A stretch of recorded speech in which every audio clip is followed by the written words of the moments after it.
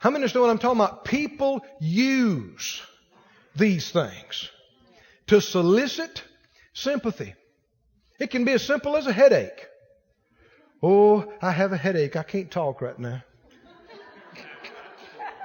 Real convenient.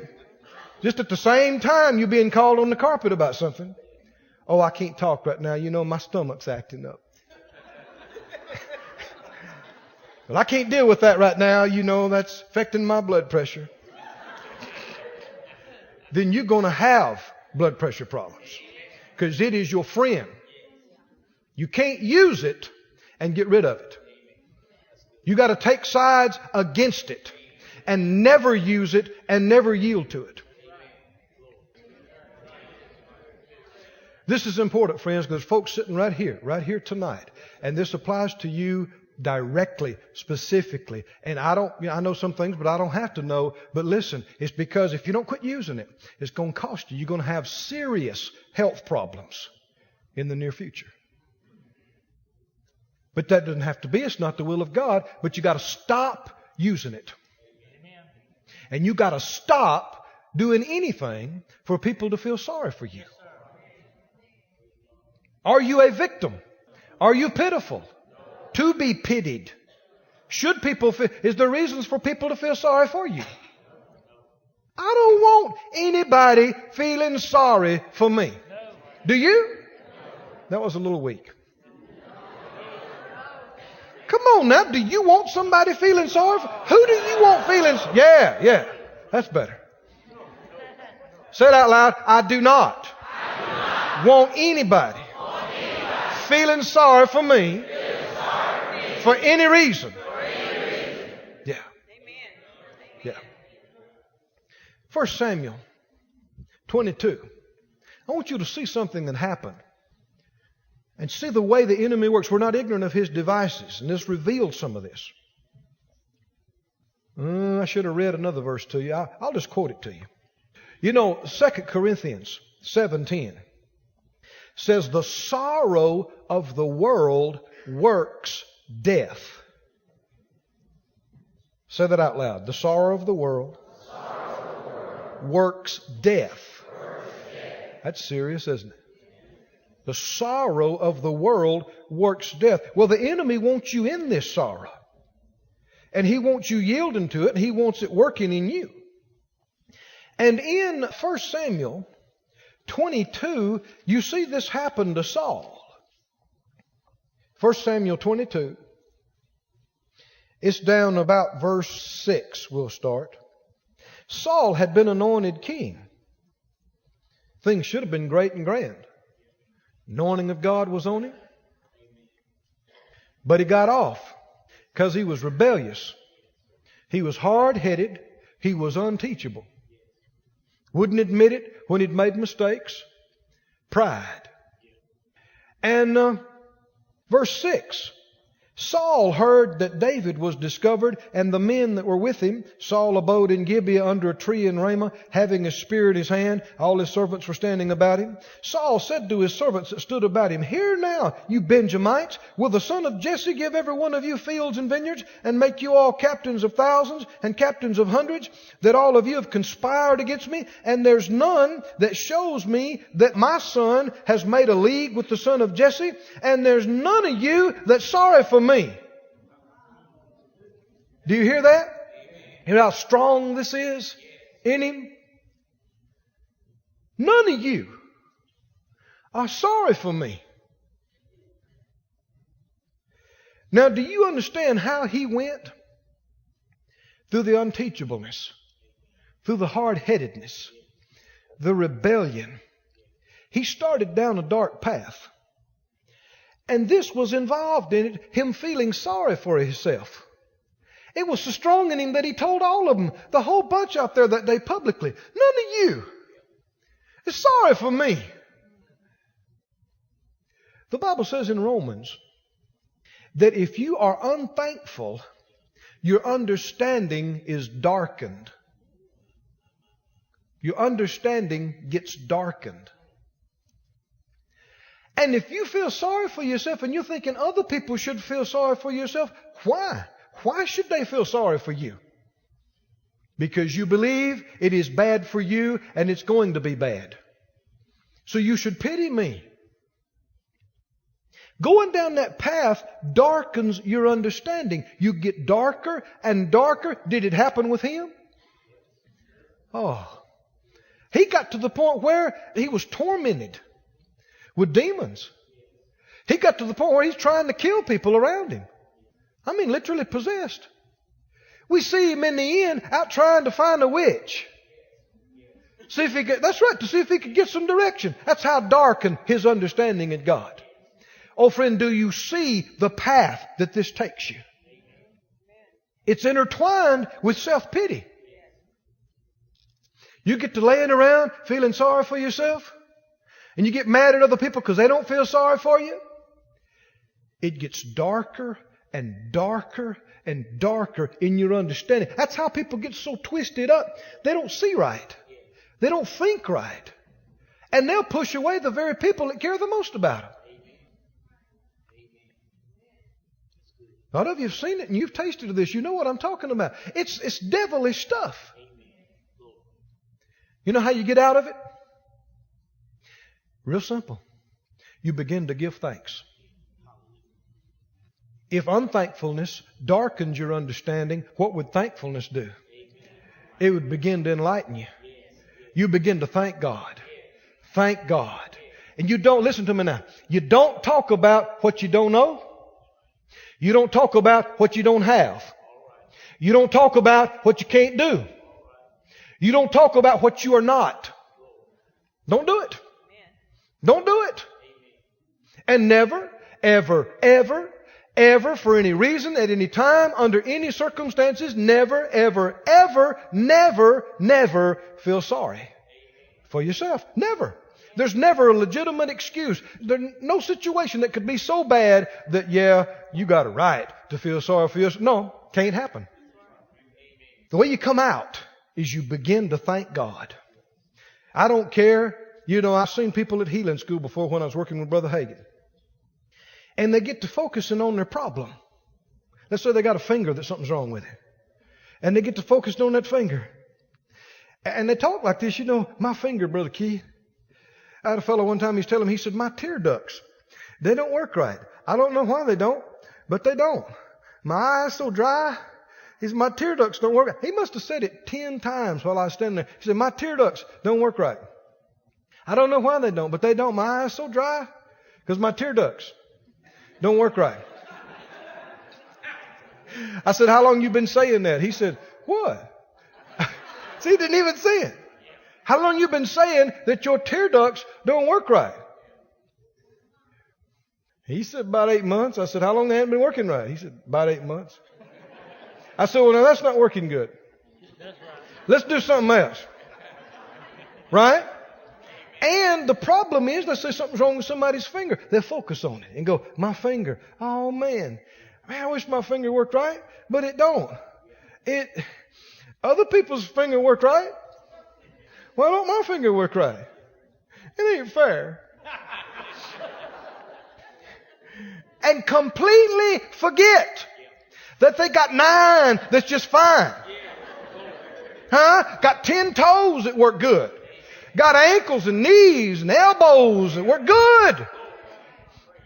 But see, what happens is the more unthankful you get, the more darkened you become. Darkened. Hold your place there. Some of you need to read that. I referred to it, but go back to Romans. Everybody say thankfulness. Thankfulness. Thankfulness. Romans 1 and 20. He said, the invisible things of Him, of God, from the creation of the world are clearly seen, being understood by the things that are made.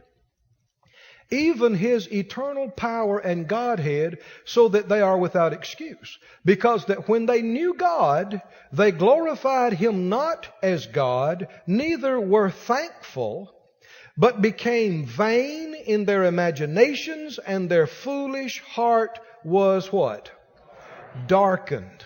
This is just a principle now, spiritual principle, that the more unthankful and the more you fail to acknowledge God in your life, your thoughts become vain. and your understanding in your heart becomes darkened. And it makes you more susceptible to feeling sorry for yourself. Let me say this statement, then we'll expound on it.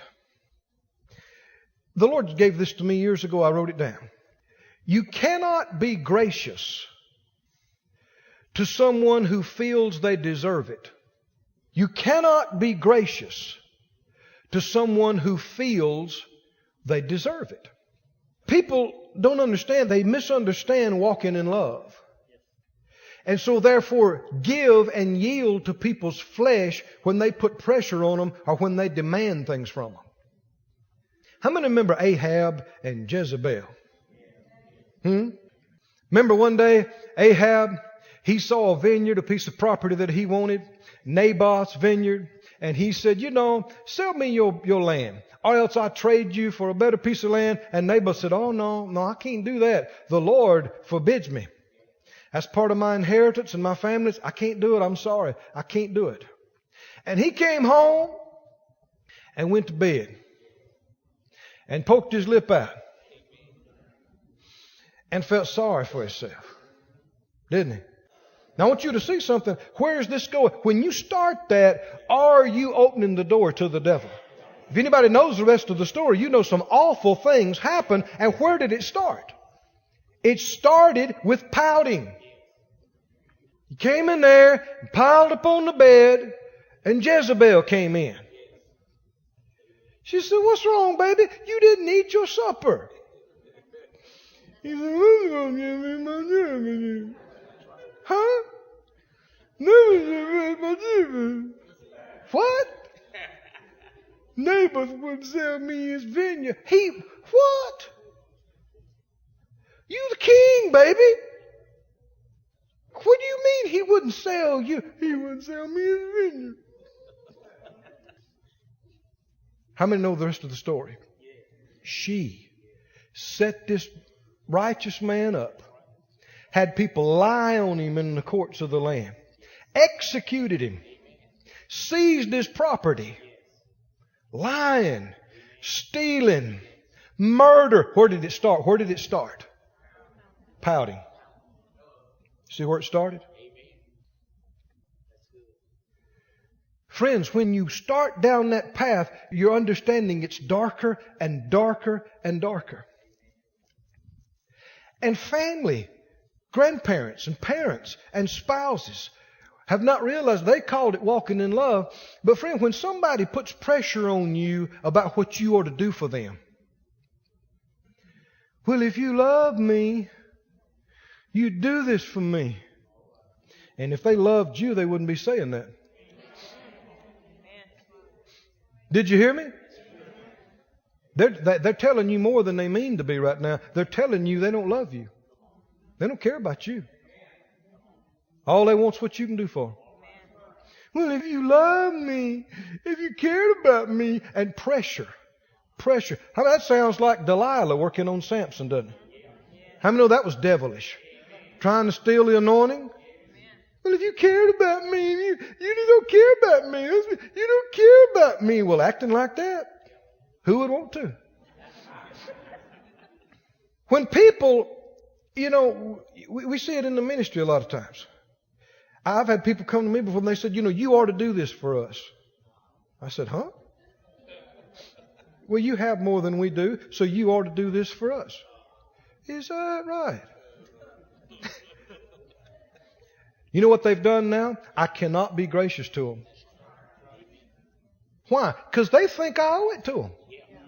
Should I do it? Now this applies to you directly. Somebody comes and they feel like, well, you owe it to me. You're my brother. You're my sister. You're my daughter. You're my son. You owe it to me. Now you can't be gracious to them. They've taken it out of the realm of grace. They feel for some reason they deserve it and they don't. Are you listening? How many understand with God you cannot come to Him like that? I've had people tell me, well, Brother Keith, I don't understand. Ain't Minnie, she's a fine woman. She baked pies and she never missed a day at the church. And why didn't the Lord heal her? I said, what's that got to do with her being healed? They're like, well, she's a good woman. I said, so? what's that got to do with her being healed? It's got nothing to do with her being healed. You do not receive a healing because you did good things. If that's the case, you earned it. You haven't earned anything. Sometimes people, if something bad's going on, they say, "Oh, what did I ever do to deserve this?" The answer is plenty. Lots. If you and I got what we deserved, we've all sinned. We've all come short of the glory of God. We'd be sick and broke all our short, miserable life and die prematurely and go to hell. If we got what we deserved. Let's don't talk about that. Let's talk about how Jesus took what we deserved so we could get what we did not deserve. That's why it's called grace. It's grace. We didn't earn it. It's not owed to us. So even when people use the words or they don't, anytime it comes across, "You owe me," that's when you start backing off. Did you hear me? I'm serious now. I don't care who it is. You owe me. That is not God talking. That is not right. Marriage problems. There have been times I've sat at the desk with people going through all kind of problems. And I've seen some form of this time after time after time. She looks at him and says, "Well, you don't love me like you're supposed to. If you love me like you're supposed to, maybe I could submit to you. Maybe I could follow you." And he says, "Well, if you submit to me like you're supposed to, maybe I could love you like I'm supposed to." "Well, I have needs, and you're not there for me." And the other one says, "Well, I have needs too." You ever heard anything like this? What's going on? Both people are saying, "Give me. Give me. You owe me. You're supposed to." I had a lady one time, she said, "Well, I want him to do this." And I said, "No, you don't." She said, "Yes, I do." I said, "No, you don't." "I want him to do this for me, and I want him to do that for me." I said, "No, you don't." She said, "I know I do." I said, "No, you don't." She said, "Why do you say that?" I said, "You don't want him to do it. You want him to want to do it. To desire to do it. You don't want just somebody just doing something. Right? To want to do it. To desire to do it. Both people are saying, "Give me, give me." "Well, you give me." "Well, you give me and maybe I'll give you." Well, nobody's giving anything. There's nothing to receive. Both people acting like they deserve something. Something's owed to them. People say, "Well, marriage is a 50-50 proposition." You never saw that in the Bible. No. The divine love gives. While we were yet His enemies, He gave to us. What if one says, "I'm giving and I'm asking for nothing"? Here you go. Why'd you do that? Just wanted to. What do you want? Nothing. What do you want in return? I'm not asking for a thing. What if one party's given and the other party's given and this one, and they're not asking for anything in return, they're given, then there's plenty to receive. You must not have this mentality about anybody owes you anything. Right? Now when it comes to forgiveness, same thing is true. The Bible compares forgiveness of people sinning against you to release of debt. Just like releasing a debt. And it's not based on feelings. And this is what you do.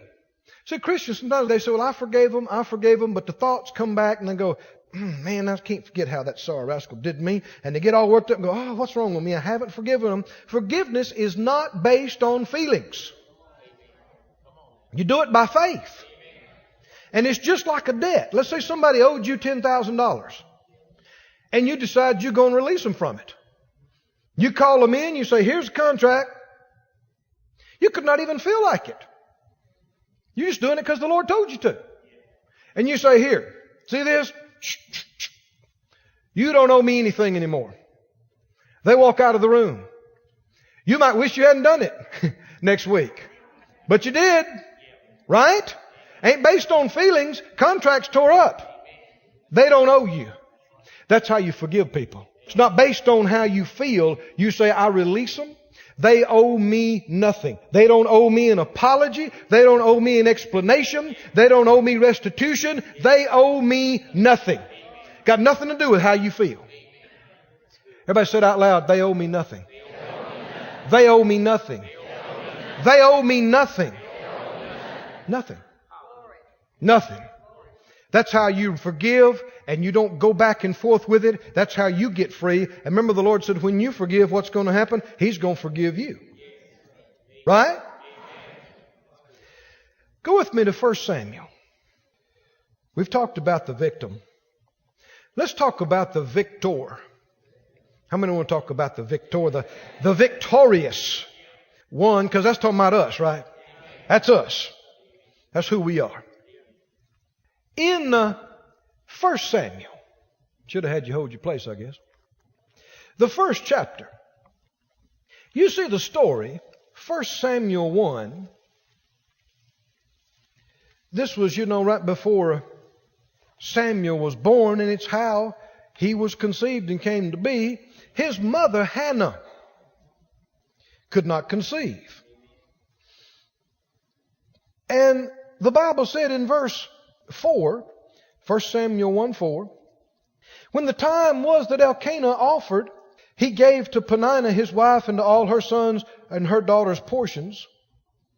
But unto Hannah he gave a worthy portion, for he loved Hannah, but the Lord had shut up her womb. And her adversary provoked her sore for to make her what? What is the adversary always wanting you to do? Fret and worry and be depressed and feel sorry for yourself. Do you ever have to be? Is it just come on you so strong that you couldn't help it? It was just bigger than you. You can't help it. No, the Bible said there's no temptation taken you, but such as is common to man. And God is faithful. He won't allow you to be tempted above what you're able to stand. If it's there, you can resist it. If it was too big for you, it wouldn't be there. Never do you have to get out. Never. Never. No such thing as something being so big and so bad that you just couldn't help it. Had to be depressed. Provoking her to make her fret. And she did so year by year. Everybody say year by year. Man, this didn't happen a day or two now. Year by year when she went up to the house of the Lord. So she provoked her. Therefore she, Hannah, did what? She wept. She cried and wouldn't eat. Is she in good shape? Crying. Why? I can't have a baby. I can't conceive. I don't understand why. These other women can conceive. And this is eclipsing everything else in her life. Isn't it? She's become a depressed woman. Crying all the time. And Elkanah, her husband, he said to her, Hannah, baby, why are you crying? Why don't you eat? I understand it gets wearisome being around depression all the time. Because you can't make somebody resist it. And if they yield to it and bring a cloud in the house and you live in the same house, makes it tough. Because you can't make somebody quit yielding.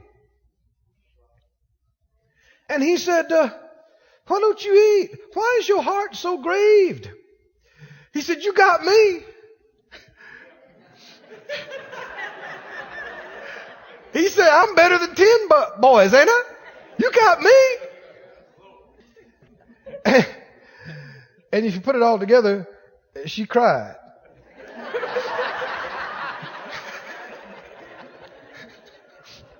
She cried some more. Let's just stop right here. Is that okay? Is it okay? Is she being unthankful? She does not appreciate what she has. She's letting this one thing eclipse everything else in her life. She doesn't appreciate her husband. She doesn't appreciate her life. She doesn't appreciate anything else that God... It's all eclipsed. And how many understand what we're talking about? We saw it in Romans. When you become unthankful, your thoughts become vain and your understanding and heart is darkened. It gets darker. You get dumber and dumber every day.